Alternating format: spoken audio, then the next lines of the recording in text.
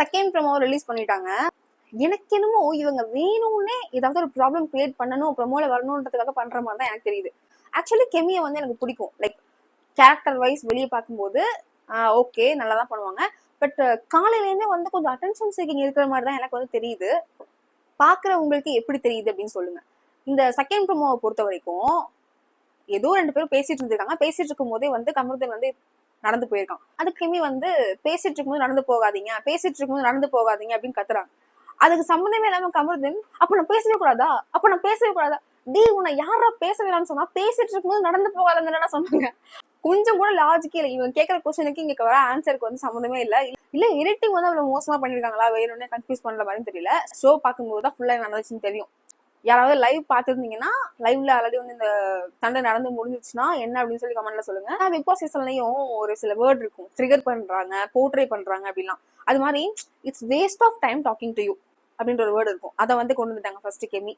Next பாத்தீங்கன்னா இவர் ஒரு நல்லவன், வல்லவன், நாகரிகம் தெரிஞ்சவன் அப்படின்ற மாதிரி நம்ம நிறைய நல்லது பண்ணிருப்போம்டா, ஆனா ஒரே ஒரு கெட்டது பண்ணிருப்போம், அதனால நம்ம கெட்டவன் அப்படின்ட்டு புலம்பிட்டு இருக்காரு.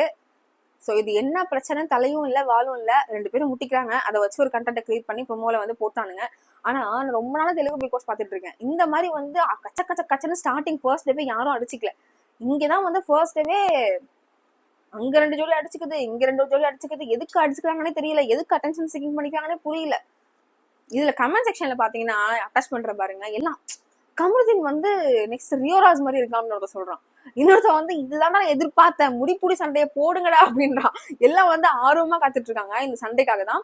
ஸோ அதுக்கேற்ற மாதிரி ஆடியன்ஸ்க்கு ஏற்ற மாதிரி தான் வந்து அவங்களும் பிஹேவ் பண்றாங்க. இன்னும் சொல்ல போனா நம்ம வந்து கிரிட்டிசைஸ் பண்ணலாம், பட் அவங்க இப்பெல்லாம் வந்து ஒரு கண்டென்ட் கொடுக்கலாம், நமக்கு பேசுறதுக்கும் ஒன்றும் இருக்காது, பாக்குறதுக்கும் போர் அடிக்கும். ஸோ இந்த ஒரு 100 டேஸுக்கு நமக்கு கண்டென்ட்டுக்கும் குறைவு இருக்காது, அதுக்கப்புறம் நமக்கு டைம் பாஸுக்கும் வந்து நல்லா சூப்பரா போகும் அப்படின்னு நினைக்கிறேன். ஸோ நெக்ஸ்ட் ப்ரோமோ வரட்டும். நெக்ஸ்ட் ப்ரோமோ வந்ததுமே நானும் வீடியோ போடுறேன். ஸோ பார்த்துருப்பீங்க, இப்போதான் ப்ரோமோ வந்துச்சு, இப்பவே வந்து நான் உங்களுக்கு வீடியோ போட்டிருக்கேன். இந்த மாதிரி உடனே உங்களுக்கு வந்து ரிவ்யூ தெரியணும் அப்படின்னா மறக்காம இந்த சேனல் சப்ஸ்கிரைப் பண்ணிக்கோங்க. டாடா.